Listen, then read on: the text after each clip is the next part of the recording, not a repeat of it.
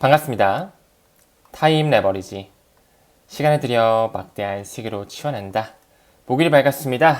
요즘 날씨가 너무나 많이 추워가지고 감기 걸리신 분들 정말 많으시더라고요. 건강이 가장 중요하다는 것 아시죠? 우리가 지금 리플에 투자하는 것은 부자의 반열에 갈 수 있는 기회를 얻은 것인데 건강이 없다면 아무것도 의미가 없습니다. 그쵸? 항상 몸 잘 챙겨주시고요. 금일도 여러분들의 소중한 시간 내주심에 대단히 감사드립니다. 함께 성장하면서 꾸준히 나아가 보시죠. 첫 번째 기사를 봤을 때 미국의 오하이오주 하원의원에서 비트코인 전략적 비축 법안을 발의했다라는 모습이 나오고 있습니다. 시간이 지날수록 비트코인, 미국뿐만 아니라 전 세계적으로 전략적 비축 자산으로 완전히 편입시키게 된다면 좀 더 나아가서 IMF죠. 그 국제통화기금에서 5대 기축통화와 함께 비트코인을 인정하게 된다면 비트코인의 가격은 어떻게 될까요? 그 2100만 개로 제한되어 있는 비트코인, 우리가 단 한 개라도 꾸준하게 중장기적으로 가져가자라고 말씀을 드렸죠. 사실 잘 생각해 볼 필요가 있어요. 비트코인이 잘 되면 잘 될수록 내년에 다가오는 강세장, 더 큰 파급력이 올 것이고요. 비트코인을 통해서 새로운 금을 통해서 제2의 달러가 나오게 되겠죠. 1944년 브레튼 우주 체제를 미루어 보더라도 금을 기반으로 해서 달러가 탄생된 것처럼 이제 온라인 금을 기반으로 무언가 하나 떠오르게 될 것인데요. 그쵸? 전 세계를 아우르는 통용되는 암호화폐가 급부상하게 될 것인데요. 그쵸? 그 친구가 어떤 것이 될지 저는 공부를 통해 이 XRP라는 것에 믿어 의심치 않습니다. 이제 슬슬 월가의 거물 5인들도 비트코인에 대한 평가를 처음에는 좀 회의적이었다가 폰지 사기야, 그거 쓰레기야 이런 식으로 얘기했다가 점점 수용하는, 받아들이는 스탠스로 바꿔가고 있습니다. 첫 번째 JP모건 나오고 있고요. 두 번째 블랙록 CEO 레리 핑크 나오고 있어요. 세 번째 시타델, 이들은 EDX 마켓을 만들었을 뿐만 아니라 테라 루나 사태를 만들었던 주범이라고도 말씀을 드렸죠. 네 번째 버크셔 해서웨이를 이끌고 있는 워렌 버핏 나오고 있고요. 다섯 번째로 브릿지워터의 창립자 레이 달리오 역시 실물 금뿐만 아니라 비트코인 역시 꾸준히 모아갈 필요가 있는 자산 클래스로 인정을 하면서 이제 슬슬 미국의 국가 단위뿐만 아니라 이 월가의 거물들, 기득권 세력들도 받아들이는 스탠스, 시간이 지날수록 기관에서도, 그쵸? 나스닥에 편입된 그 빅테크, 핀테크 회사들에서도 비트코인을 투자 대상으로 인식할 것이다. 점점 그러한 마케팅 도구, 언론 플레이가 나오면서 대중몰이를 할 것이다. 카운트다운이 들어갔다라고 말씀을 드렸죠. 이제 미국의 FASB에서 비트코인을 투자할 때 공정가치를 등재시킬 수 있도록 회계 규칙을 제정했기 때문에 더욱더 많은 기관들의 수요가 몰릴 수 있는 바탕이, 토대가 마련됐다라고 말씀을 드렸습니다. 지금 현재 이 비트코인의 현금 흐름, 이 현물 ETF로 자금이 들어오는 걸 한번 볼까요? 토탈을 봤을 때 빨간색이 최근에 거의 안 보여요. 그쵸? 검은색이라는 것은 순유입을 지속적으로 보여주고 있다. 사실 비트코인뿐만 아니라 이더리움 역시 아직까지는 폭발하지 않고 계속 누르고 있습니다. 하지만 뒤에서는 꾸준하게 매집하고 있다는 거, 거의 2주 연속으로 순유입이 지속되면서 기관들은 모아가고 있습니다. 이더리움의 폭발 언제쯤 시작이 될까요? 빠르면 크리스마스를 기준으로 올해부터 시작이 될 수도 있겠지만 높은 확률로 내년부터 이더리움에 대한 폭발, 알트 시즌이 도래하지 않을까 좀 생각이 드는 것 같습니다. 지금 현재 암호화폐 장세가 변동성이 굉장히 커요. 그쵸? 극단적 탐욕에서 탐욕 왔다 갔다 하면서 그 세력들이 롱숏 물량을 청산하고 있단 말이에요. 우리는 반드시 불장을 앞둔 사이클, 그들이 시장을 충분히 드라이빙 할 수가 있기 때문에 숏에 배팅한다, 롱에 배팅한다, 도박을 하지 마시고요. 사이클 투자, 가치 투자를 이어가셨으면 좋겠습니다.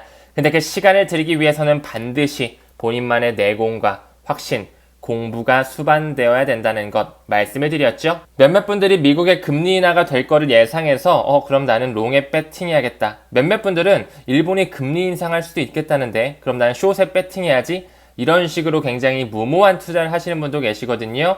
저는 그런 단타성 투자, 선물 투자는 지양하고 있습니다. 웬만하면 현물 투자로 가치에 집중하고 수량에 집중하면서 그 해당 코인의 펀더멘탈에 타임라인에 집중을 해가지고 내년 1분기와 4분기 리플 XRP의 거대 상승이 올 수 있는 지표가 있다라고 말씀드렸죠. 꾸준하게 올해는 축적의 해로 그냥 마무리하셨으면 좋겠습니다. 최근에 그 일본판 마이크로 스트래티지죠. 계속적으로 빚을 찍어내면서 채권을 발행을 하면서 비트코인을 매집하고 있는 움직임이 나타내지고 있습니다.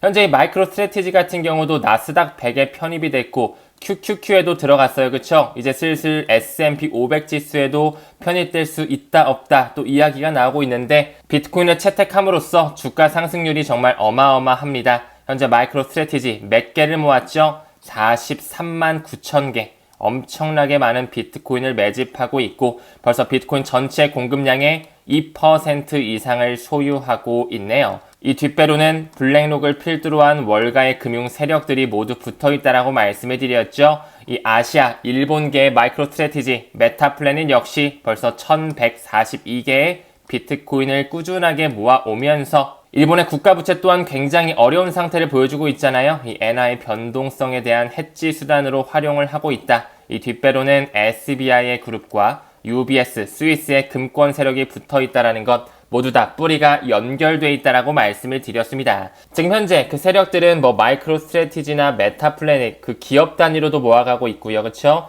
이더리움과 비트코인의 현물 ETF로서도 꾸준하게 모아가고 있고요. 채굴 기업을 통해서도 계속적으로 모아가고 있고요. 스테이블코인의 발행사 서클과 테더를 통해서도 비트코인을 계속 모아가고 있죠. 또한 코인베이스와 같은 거래소 역시 그들이 장악을 하고 있다. 과거에 도널드 트럼프가 취임 직후에 인터뷰에서 이런 얘기를 했죠. 비트코인 국가 단위로 우리가 100만 개 이상을 모아갈 거야 라고 하면서 비트코인의 총 공급량의 5% 정도를 미국에서 모아갈 것이다 라는 이런 포부를 나타낸 적이 있는데요. 비트코인 앞으로 시간이 지날수록 더욱더 급부상할 수밖에 없는 온라인 금, 자산의 해지 수단으로서 5년 뒤에는 정말 실물금을 뛰어넘는 시가총액을 보여줄 것이라 보고 있습니다. 여기 왜 리플이 보여지고 있는지 저는 개인적으로 좀 의미심장하게 봐야 된다라고 생각이 들거든요. 초반에도 언급을 드렸지만 이 비트코인과 리플, 실물금과 스테이블 코인까지 모두 다 따로 노는 게 아니라고 말씀을 드렸습니다. 비트코인의 경우 최초의 블록체인으로서 2009년에 세상에 나오게 됐죠. 디지털 금으로서 이제는 완전히 자리매김을 했다라고 볼 수 있겠고 정말 금융을 혁신하기 위해 나온 회사이자 블록체인 그 코인은 우리가 지금 투자하고 있는 XRP라는 것 꼭 공부를 통해 확신하셨으면 좋겠습니다. 이제 2024년도 정말 안 남았지만 더욱더 내년도가 기대가 되는 것 같습니다. 그 부분 일환으로 친암호화폐주의자 미 상원 의원 신시아 루미스가 2025년도는 비트코인뿐만 아니라 디지털 자산의 해가 될 것이다. 리플의 해, 리플 빅뱅이 떠올라지는 해가 반드시 우리한테 다가올 것 저는 내년이라고 보고 있거든요. 이제 크리스마스도 얼마 안 남았죠? 지금까지의 산타랠리를 분석했을 때 성탄절 이전에는 비트코인이 좀 좋은 흐름을 보여줬고요. 그 이후에는 알트코인이 떠오르는 그런 랠리가 있었다. 이제 정말 알트 시즌이 머지 않았고 금리 인하로서 유동성이 조금씩 풀리면서 산타랠리 또한 우리가 한번 기다려볼 수 있을 것 같습니다. 또한 내년도에는 솔라나라든지 XRP 당연히 ETF가 나올 수밖에 없겠죠. 리플의 경우 지금 현재 비트와이즈라든지 카나리 캐피탈, 21 쉐어즈 등등 굉장히 많은 자산 운용사에서 ETF, ETP 상품을 출시, 신청하고 있다. 아직 SEC에서 완전히 승인해주지 않고 있지만 블랙록이 신청하기 전까지는 잠자코 좀 기다려야 되지 않을까. 그 말은 즉슨 아직까지 우리에게는 조금 더 기회의 순간이라고 보고 있고요. 블랙록이 XRP 현물 ETF를 신청하는 순간 그리고 미국에서 FIT21 법안을 완전히 받아들이는 순간 XRP에 대한 거대 상승이 한번 연출될 것이라 보고 있습니다. 최근에 XRP가 많이 올라줬다 보니까 이런 기사도 좀 나오는 것 같아요. 트럼프의 선거 이후에 이 암호화폐 랠리에서 리플이 주요 승리자다. 리플 최근에도 꽤 좋은 움직임이 있었어요. 그쵸? 항상 스텔라 루멘과 같이 좀 움직인다고 말씀드렸습니다. 리플의 초기 개발자 제드 맥켈럽, 아서 브리또, 그리고 데이비드 슈워츠, 지금의 현 리플의 CTO죠. 그 중에서도 제드 맥켈럽이 2014년에 리플사를 나가면서 소매용 CBDC의 유틸리티를 장악하기 위해 만든 재단 스텔라 파운데이션, 그 스텔라 루멘 역시 리플과 뿌리가 연결이 되면서 세계 경제 포럼에서 병렬적으로 인정하고 있다는 것 우리가 반드시 길게 가져가야 되는 자산군이라 말씀을 드렸습니다. 또한 최근에 리플이 좋은 움직임을 보여줬던 그 상승 재료로서 리플사에서 찍어내는 RLUSD, 이더리움의 메인넷과 XRP 레저의 메인넷 위에 올라간다라고 말씀을 드렸죠. 실제로 이 RLUSD 1달러로 패깅이 돼 있다고 말씀을 드렸어요. 몇몇 분들이 그럼 리플 사지 말고 RLUSD 사면 되는 건가요? 이렇게도 질문을 주시는데 이거는 그냥 하나의 스테이블 코인이에요. 우리가 뭐 돈을 달러로 가지고 있는 것처럼 뭐 테더로 가지고 있든 USDC 서클에서 찍어내는 걸로 가지고 있든 리플사에서 찍어내는 이 RLUSD로 가지고 있든 하나의 스테이블 코인의 일종이라고 봐주시면 되고요. 이 RLUSD가 많이 활성화되고 기관의 채택이 일어나면 일어날수록 리플은 더더욱 빠르게 소각될 것이다. 앞으로 스위프트망을 정말 차지하게 되고 전 세계 국경 간 결제망에서 공존하게 되는 그 ISO 2002 메시징 표준에 구현되는 시기가 오게 된다면 리플 XRP의 가치의 반영, 엄청난 폭발의 시기 우리한테 올 수밖에 없다라고 생각을 합니다.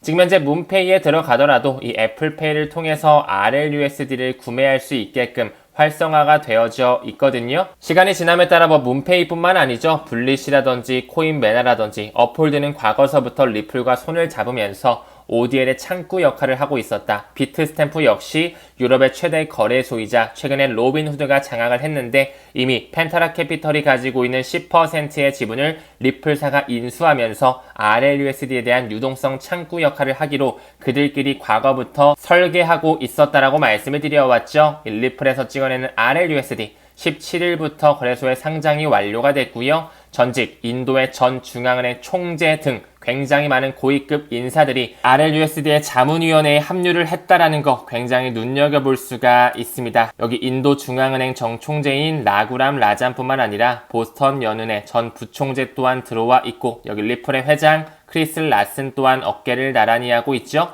그들끼리 모두 다 연결이 되어 있다라는 거. 브릭스 국가와 미국이 지금 경쟁하는 것처럼 보이지만 결국에는 그들이 준비하고 있는 금융 시스템이 하나로 연결되어 있고 그 안에는 단 하나의 블록체인, 리플 네트워크가 탑재되어 있다라는 거. 따로 노는 게 아니라고 말씀을 드렸습니다. 여기 나오는 것처럼 리플의 펀더멘탈을 봤을 때 각국의 중앙은행들과 함께 손을 잡으면서 CBDC에 대한 파일럿 프로젝트를 하고 있죠.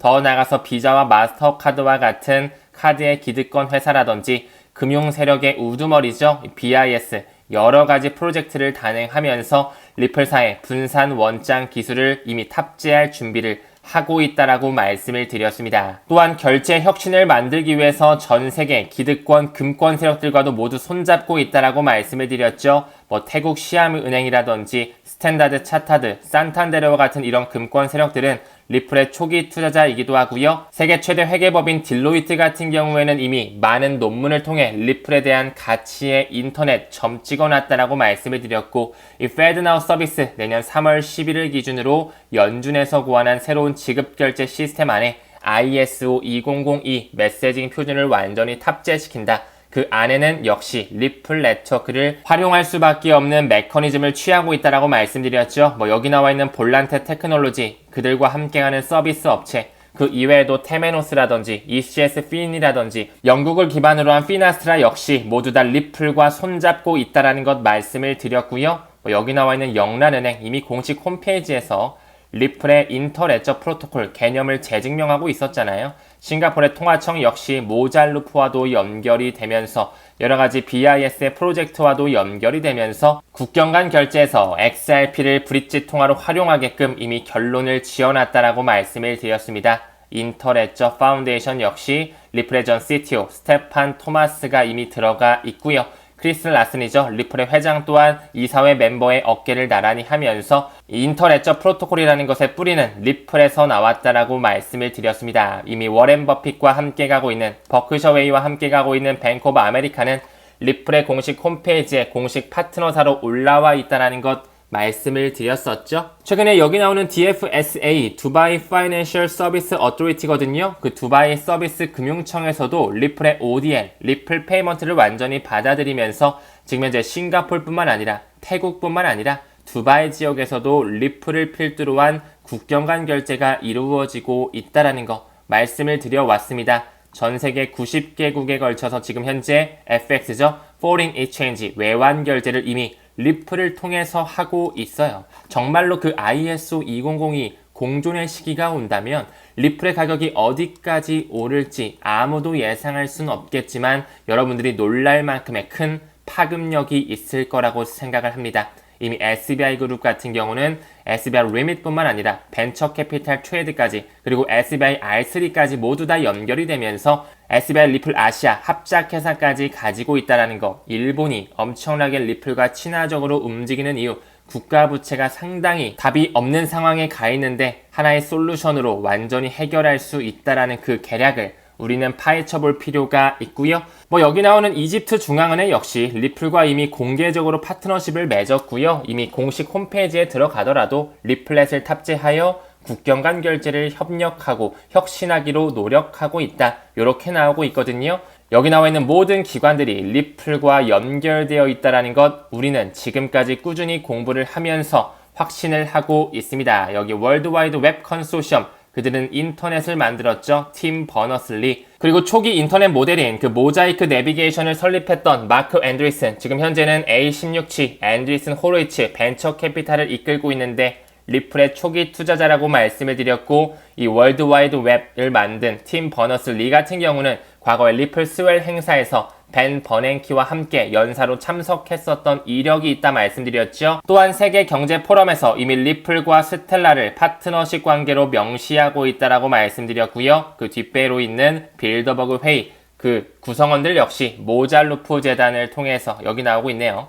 이를 통해서 2030년 금융 포용성, 상호 운용성의 시대를 준비하고 있다. 그 이외에도 금융안정위원회 BIS와 함께 가고 있죠. IMF 나오고 있고요. 파생상품기구, 세계경제협력기구, 월드뱅크, 세계은행 모두 다 논문을 봤을 때 리플을 국경 간 결제 솔루션으로 인용하고 있다. 이제 슬슬 전 세계 금융망이 바뀌려고 하고 있어요. 블록체인을 넣고 새롭게, 더 빠르게, 신속하게 효율적으로 바뀌려고 하는 부분에 이 ISO가 있잖아요. 세계 국제표준화 기구. 이제 금융에 대한 새로운 표준을 바꾸기 위해서 ISO 2001을 준비하는데 그 안에는 리플이 쓰일 수밖에 없게끔 이미 리플 네트워크가 등록 관리 그룹으로 들어가 있다는 거예요. 무슨 말인지 잘 아시겠죠? 새로운 금융 시스템이 지금 우리한테 다가오고 있어요. 그 안에 리플이 쓰일 수밖에 없게끔 세력들이 약 12년 동안 인프라를 깔아온 것입니다. 아까 RLUSD 자문위원회에 여기 연방예금보험공사 FDIC도 보였었잖아요. 여기 이 관계도를 보면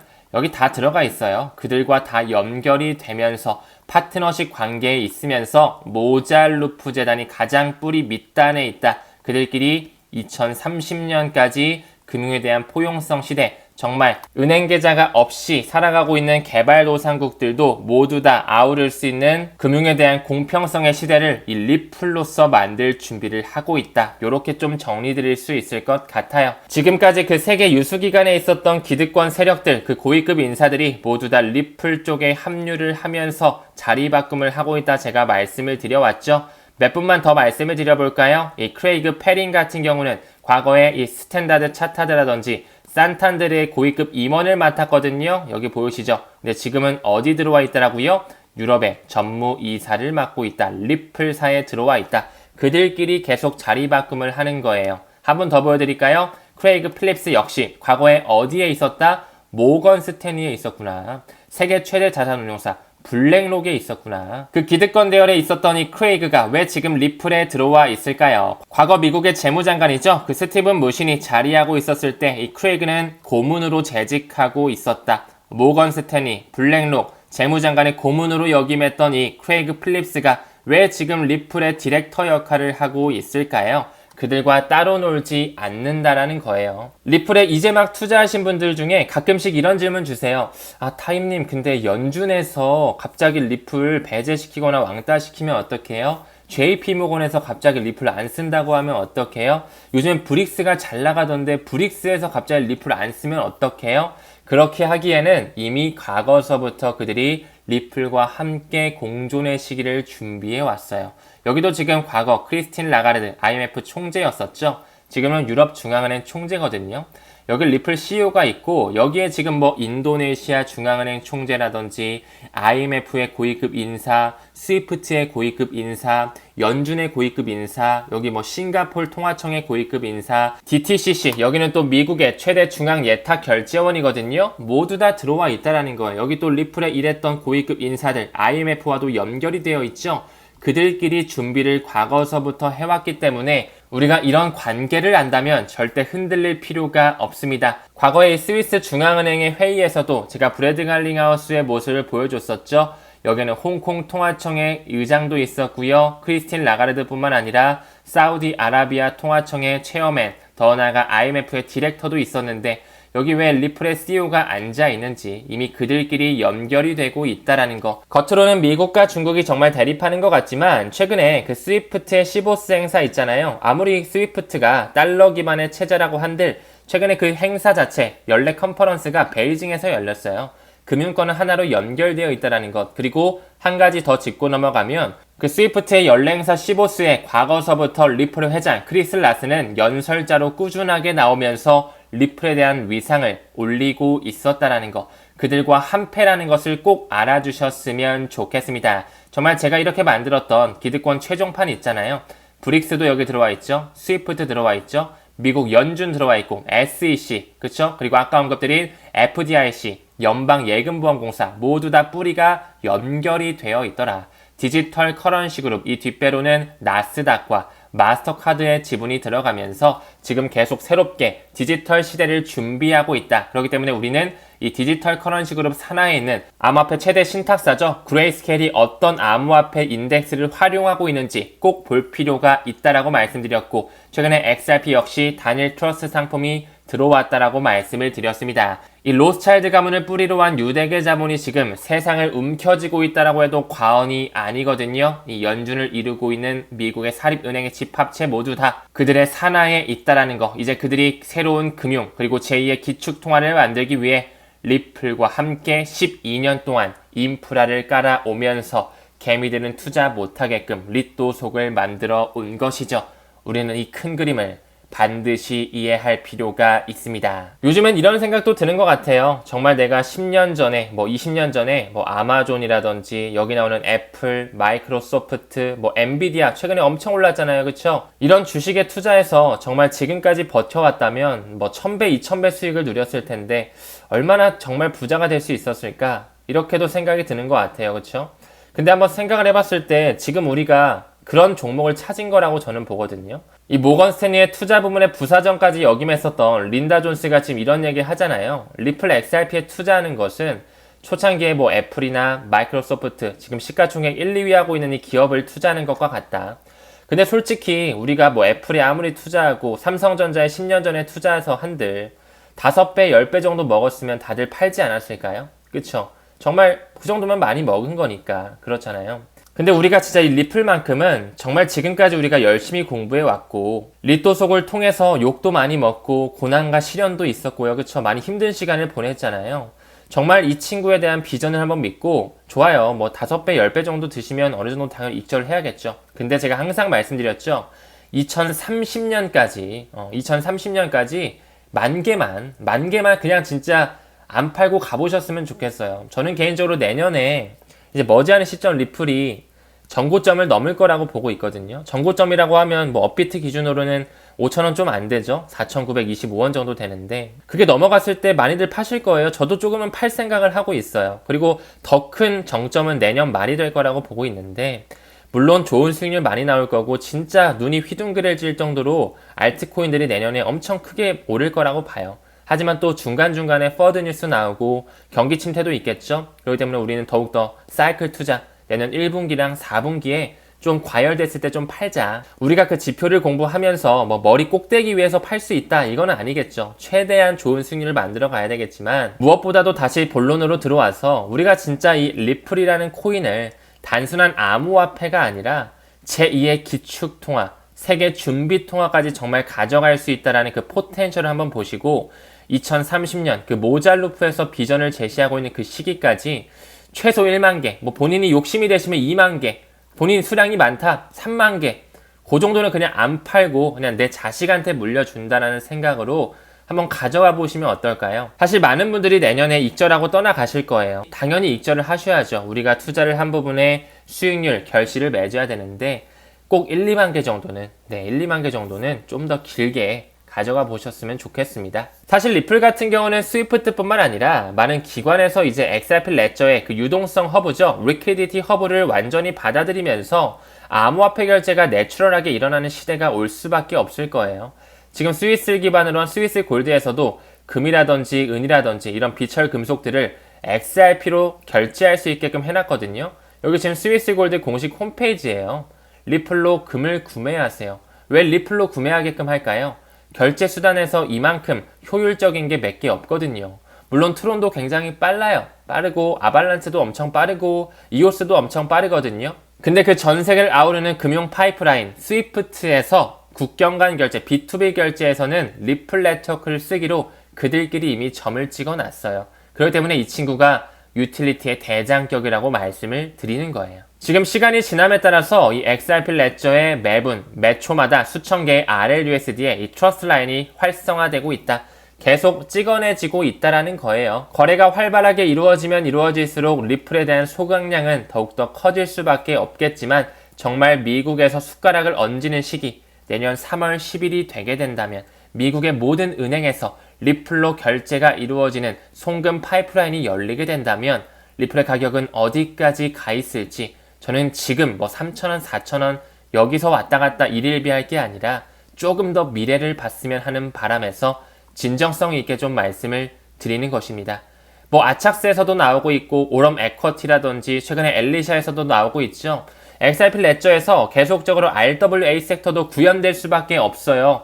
결제에 대한 메커니즘 자체가 너무나 효율적이기 때문에 그 시장에 대한 캐파시티가 커질 수밖에 없다라고 봅니다. 이 머니마켓 펀드 역시 공개적으로 더욱더 확장이 되면서 XRP에 대한 수요는 더욱더 거세질 수밖에 없겠죠. 지금 현재 리플의 대왕고래들은 계속적으로 알 수 없는 지갑으로 이동을 시키고 있어요. 왜 자꾸 그들은 리플의 가격을 조금 올렸다가 낮췄다가 하면서 가격 하락 속에서도 고래들은 매집을 하고 있을까요? 우리는 반드시 그 고래 움직임에 집중을 하면서 목표 수량을 어느 정도 달성할 필요가 있겠죠. 그리고 어느 순간 FIT 21 법안이라든지 리플에 대한 현물 ETF 블랙록이 신청을 하게 됐을 때 큰 상승이 와서 정고점을 훨씬 넘어가는 큰 1차 슈팅이 왔을 때 어느 정도는 익절하는 것도 나쁘진 않아 보여요. 하지만 2025년 연말에 더 큰 정점이 올 것이라는 것을 알고 움직이시고요. 더 나아가서 2030년이 됐을 때는 정말 제2의 기축통화의 가능성까지 열릴 수 있는 그 마크 필립스가 주장했던 $10,000론까지 한번 생각을 해보시면서 10,000개 정도는 꼭 가져가자. 이 부분을 좀 다시 한번 강조드리고 싶습니다. 지금 현재 XRP의 차트적 패턴을 봤을 때 이 17년도와 18년도 패턴이 다시 구현될 확률이 현저히 높아 보이거든요. 그때 당시에 약 300일이 안 되는 기간 동안 600배 이상이 올랐어요. 6만%요. 저는 내년 연말에 XRP의 가격이 어디까지 올라갈 수 있을지 감히 예상은 못하겠지만 여러분들이 깜짝 놀랄 만큼의 그 파급력이 충분히 나올 수밖에 없는 시장 파일을 이 친구가 이미 담당하기로 마음먹었기 때문에 폭발은 나올 수밖에 없다라고 보고 있습니다. 리플이라는 뜻, 잔물결, 파문이라는 뜻을 가지고 있죠. 리플에서 매년 진행하는 연례 컨퍼런스 스웰, 파도라는 뜻을 가지고 있습니다. 내년 시점 리플을 통해서 엄청나게 리플 빅뱅이 떠올릴 수밖에 없는 시기가 오게 될 것인데 이제 올해도 얼마 안 남았잖아요. 그쵸? 올해는 저는 매도 계획이 없거든요. 올해는 가격이 오른다 한들 떨어진다 한들 저는 계속 꾸준히 축적을 하면서 내년을 준비하려고 하고 있습니다. 아무쪼록 여러분도 꾸준하게 수량 집중하시면서 건강 잘 챙기시면서 리플에 대한 공부 꼭 수반하셔서 좋은 수익률 내년에 같이 만드셨으면 좋겠습니다. 금일 영상은 여기서 마무리하고요. 오늘도 시청해주시면 대단히 고맙습니다. 우리는 모든 면에서 점점 더 좋아지고 있습니다. 감사합니다. 성투합시다.